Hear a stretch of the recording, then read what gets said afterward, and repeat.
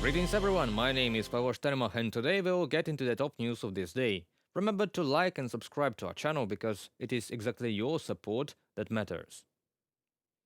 The armed forces of Ukraine struck Russian territory with Storm Shadow missiles for the first time since the beginning of the war, according to Bloomberg, which cited an anonymous Western official. Russian military bloggers on Telegram also reported the strike. According to their information, between 10 and 12 missiles targeted the village of Mariina in Russia's KURSK region. Earlier, the governor of the KURSK region, Alexei Smirnov, stated that air defense systems had intercepted 2 missiles over the region without specifying their type. The Ukrainian military outlet Defense Express reported that the target of the strike could have been the historic Borytyansky Manor, which, according to Ukrainian journalists, now allegedly houses a command post for Russian and North Korean joint forces. Videos shared on social media by eyewitnesses show an area resembling the groups in front of the manor, accompanied by a series of loud explosions. And shortly after the official green light from the US and UK to use their missiles against Russia, an unknown missile, probably intercontinental or medium-range ballistic, hit the Ukrainian industrial heart, city of Dnipro. Analysts assume the RS-26 WREAKS missile could have been used. It is believed to include 6 independently guided warheads, each capable of hitting a separate target. The ICBM is primarily designed for nuclear strikes. RS-26 WREAKS is launched from a self-propelled 12x12 platform, has 3 stages, a launch weight of up to 50 tons and warhead weight of up to 1.3 tons, a flight range of up to 6,000 kilometers. Its circular error probability is up to 150 meters. In his address, President Zelensky stated that Putin is testing the West's endurance and response with such provocations. Our insane neighbor has once again shown what they truly are, and how they despise dignity, freedom, and human life itself, and how terrified they are. So terrified that they are already using new missiles, and they are searching the world for more weapons, first in Iran, then in North Korea. Today, it was a new Russian missile. All the parameters, speed, altitude, match those of an intercontinental ballistic missile. All expert evaluations are underway. Obviously, Putin is using Ukraine as a testing ground. Obviously, Putin is terrified when normal life simply exists next to him. When people simply have dignity. When a country simply wants to be, and has the right to be, independent. According to one US official and 2 anonymous sources, Washington viewed the sending of DPRK soldiers to Russia as a serious escalation that needs to be responded to. That is why the permission to use long-range weapons was a signal to North Korea that its military cooperation with Russia was unacceptable, as well as an attempt to prevent Russian troops from pushing the Ukrainian armed forces out of the Kursk region. Ukraine's intelligence directorate, or GUR, provided details on Friday, 22nd November, about the new ballistic missile that Russia fired at Dnipro the day before. According to them, the Russian army used a ballistic missile probably from the Kedr mobile missile system. The Reuters source also suggested that this decision by the Biden administration to provide long-range weapons and let them strike could lead to further escalation of the conflict, and the demonstration of power by the Russia was to strike against Dnipro with the ICBM on November 21st at night. From 1915 to 1934, the Austrian chemical engineer Alexander Wienerberger lived and worked first in the Russian Empire and later in the USSR. In 1932 and 33 in Kharkiv, he witnessed the consequences of the Holodomor with his own eyes. Alexander photographed the streets of the city where dead people laid and hungry orphans cried. Realizing the danger of what he was doing, he sent the photos by diplomatic post to Vienna in Austria and left the Soviet Union with his family. During the Second World War, the Wienerbergers fled from the Nazi regime again, this time to Britain. The photographer Samara Pierce is Alexander's great-granddaughter, and in 2018 she came to Kharkiv and photographed the same streets as her great-grandfather. Her goal was to draw the world's attention to the Holodomor genocide. After the full-scale invasion, Samara came back to Ukraine to witness once again what the genocide of the Ukrainian people looks like. And they made a documentary about it. And when I asked him about the camera, he said, oh, it belonged to your great-grandfather. Take the camera and go and speak to your grandmother, and she will tell you the story of your great-grandfather. So I went to my grandmother's house and she started telling me this amazing story about how her father lived in the USSR and that he witnessed Holodomor. And this camera that I was given was the camera he used to photograph Holodomor. And this is all I knew. So I went to research and I spent 2 years trying to find information on Holodomor. I came to Ukraine multiple times in those 2 years because there was no English information. So I had to come here to find more information in Ukrainian. And then it was 2018. So I have a very good friend here he was ex-military before the war, and his grandmother survived Holodomor, so he let me meet her and interview her. Fantastic lady, still had so much happiness and laughter. And she told me her story of how she survived Holodomor. And then I started doing exhibitions with the Holodomor Museum. And it was with the Holodomor Museum and the fantastic team I've been working with. They came up with the idea of making a film where you can show the similarities between Holodomor and the current war, where they use food as a weapon. And I think this helps with people understanding that the propaganda about Ukraine is false, because Russia have had this narrative against Ukrainians for a very long time. The film Family Album was created and dubbed in 6 languages. On the Holodomor Memorial Days and throughout the next year, special screenings of Family Album will be held in dozens of countries on different continents, in embassies, cinemas, cultural centers, and as part of the Days of Ukrainian Cinema events. At the beginning of 2025, the film will appear on digital platforms of Ukrainian international broadcasting, including UATV English, so you will be able to watch it soon in your country. And more about the missile escalation from both sides, as well as significance of symbolism for the Russians in their strikes against Ukraine, we'll talk with Serhiy Sumlenny, Eastern Europe politics expert, founder of the European Resilience Initiative. Greetings, Mr. Sumlenny. Thank you for having invited me today. Thank you for coming. And my first question will be quite obvious about the missile escalation. Just a couple of days ago, we have heard about the Biden administration green light to use Western-made cruise missiles and ballistics against Russian targets. We have heard about an alleged strike on Russian and North Korean compound in KURSK Oblast. And on the night of November 21st, apparently, Russia, for the first time in the history of humanity, have used an intercontinental or medium-range ballistic missile with multiple warheads against a civilian city. What do you think about that? Well, first of all, we need to clean this situation from the propaganda aspects which Russia tries to add to our analysis. And I don't see that any strike by Storm Shadow missiles against targets in Kursk Bryansk region would have changed something in the legal and fair uh, Ukrainian self-defense in accordance to the UN Charter. Look, from the Russian point of view, Ukraine strikes all the time Russian territory. Russians claim Zaporizhia, Donetsk regions, Kherson regions, or Crimea to be their own territory. And Ukraine strikes these regions regularly with the missiles. After that, the internationally accepted parts of Russia Federation, like Kursk region, are under Ukrainian legitimate and internationally legal attack using Western weapons since 3 months. Western tanks and Western IFVs are being used to legally occupy parts of Kursk region in accordance to UN Charter and right for self-defense. And that was not a reason for Russia to send additional missiles to Ukraine.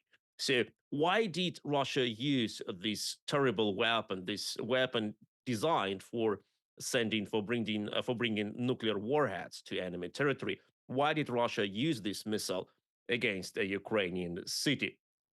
Once again, I need to stress that all previous attacks by Russia using cruise missiles or ballistic missiles against Ukrainian targets were absolutely illegal. But why did Russia use now this intercontinental or mid-range ballistic missile?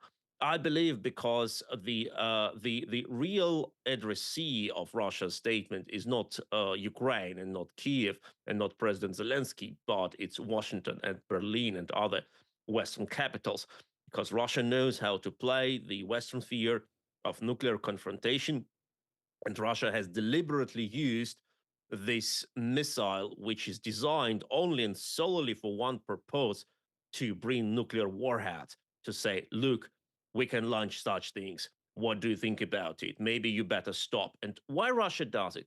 Because I think Russia fears of its own defeat, and Russia tries to push now to the limit where the West will have so much fear that the West would stop supporting Ukraine. That's only Russia's hope. And maybe it was a symbolic act, an ill act, because on November 21st, Ukraine celebrates the anniversaries of both the Orange Revolution of 2004 and the Euromaidan 2014 revolution. Both of these events were to bring Ukraine out of the sphere of control of Russia and to support our European integration aspirations. Maybe it's their ill way of saying, look what you got if you want to leave us. Of course, for Russia, we know that symbolism of such attacks is something which they always think about. And they used to mass shell Ukraine on national holidays. And that brings like an additional feeling of success of the strike for them. But I would not say that it is like the most important reason or like the main reason for them to strike Dnipro with this missile. The important thing is, and what really makes sense for them, and all other things are just like dressings for these attacks, is they want to provide the West with a message which will make the West tremble, as they hope. And look, the messages by Putin and by Russia are not even pointed at Ukraine. In his long speech, Vladimir Putin has not addressed Ukrainian government at all, or the Ukrainian nation, compared to what he has done in February 22 when he was announcing his invasion of Ukraine.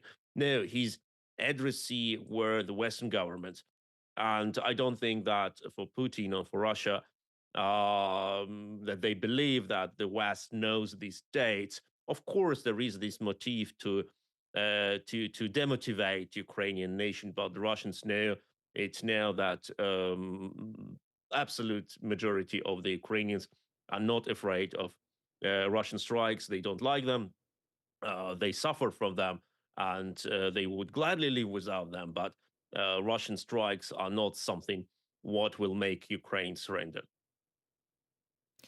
And maybe this strike will move the escalation ladder up, and we will have talks about Tomahawk missiles from the United States and some anti missile defense complexes, maybe more Patriot air defense complexes, because this is crossing all the barriers, all red lines possible. It's the first ever strike on a city, yes, with an empty warhead, but of such kind of a missile on a civilian object. Well, the Western leaders must finally recognize, not understand, but really truly recognize that the only way of provide Ukraine with stable and efficient air defense and missile defense is to strike Russian launching platforms.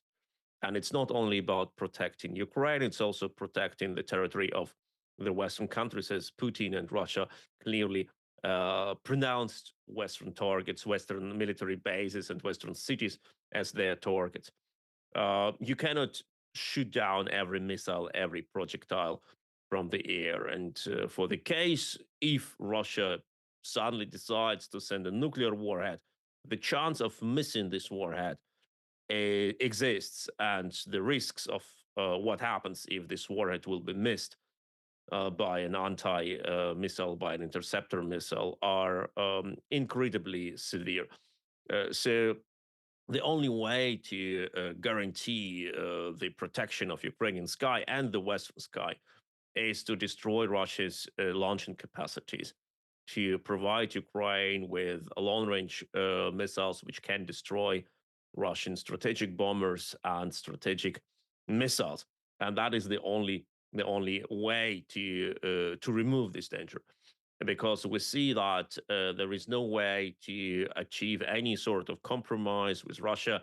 Any attempt by the West to agree on something ended with another escalation started from Russia, because Russia knows that the Western politicians can be threatened, they can be blackmailed. That's what Russia is doing, and the only language Russia understands is the language of force and military capacities. If you can destroy these launching pads, you may be sure that these missiles will not be launched. As soon as you start talking, yeah, we don't want to cross Vladimir Putin's red lines, it is already the point when Putin understands, okay, I can act here without any problem, and I will not stop here, so I better act here where I have been effectively granted freedom.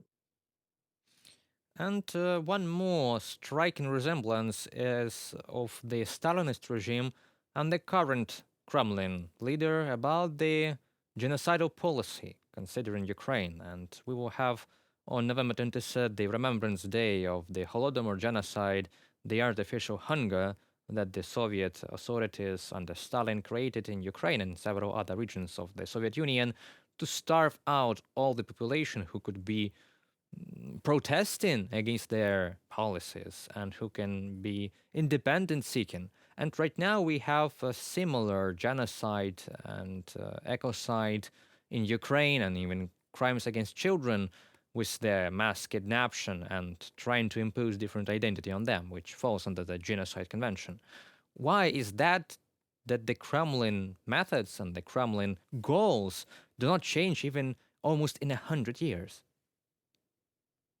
While for both the Stalinist Soviet Union and Putin's Russia, the very existence of independent Ukrainian nation, or even of Ukrainian nation which understands its unique cultural and historical way, is a threat. So genocide is a logical answer for this dictatorship and for this totalitarian approach.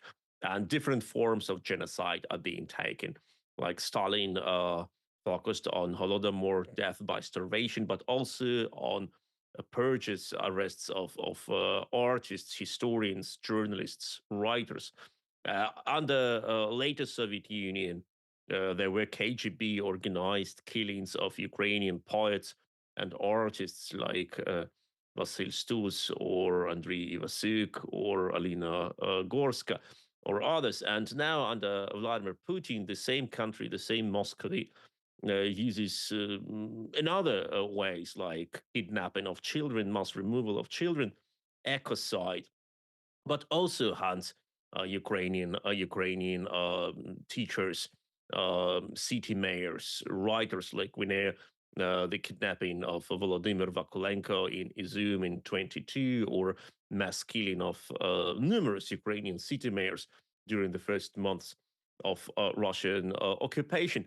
And we know also that other ways of erasing Ukrainian identity are being imposed, like people don't get medical treatment on Russia-occupied territories as long as they don't present their newly achieved Russian passport, or people have not been saved from a flood in Kakhovka water reservoir destruction catastrophe, when Russian army has destroyed the water reservoir dam. And in many villages, there are evidences that Russian troops rejected providing boats for people who were trying to save themselves on the roofs of their houses, as long as they didn't present them their Russian passports. So they left Ukrainians to die.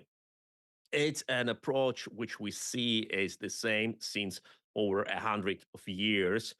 and it takes slightly different forms, but the goal is the same: to erase the Ukrainian nation and to totally digest, totally reprogram the mentality of those who remain. Yes, indeed, the changing of identity, kidnapping of children, forceful displacement or murder of a certain ethnicity or a nation falls under the Genocide Convention, the crime of genocide, and I hope that in the years to come, the world will recognize and study these crimes. Maybe you have some more final remarks on our interview you want to make, and we will finalize it. Well, the biggest problem in this war is that the final goal, the Ukrainian victory, which includes not only restoring of territorial control over the full size of the country, but also stable elimination of a threat, of a military threat, like Russian military capacities of striking Ukraine for the next years. That it is not completely accepted by many in the West. People believe, many in Washington or in Berlin, that it's just enough, like, to freeze the conflict, or to even to let Russian troops get out of Ukraine, but please don't talk about sort of democratization of Russia or demilitarization or denuclearization of Russia. And I think that is the biggest mistake, as we see that Russia's strategies remain unchanged since decades and even longer.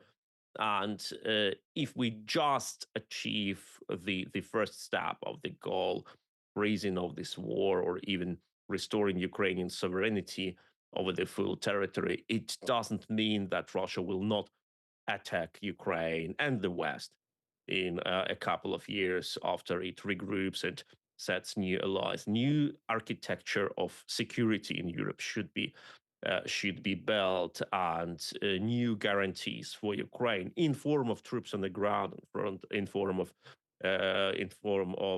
increasing of Ukrainian strike capacities, etc., should be achieved. Otherwise, we will be in this war with different intensity for the next decade or longer.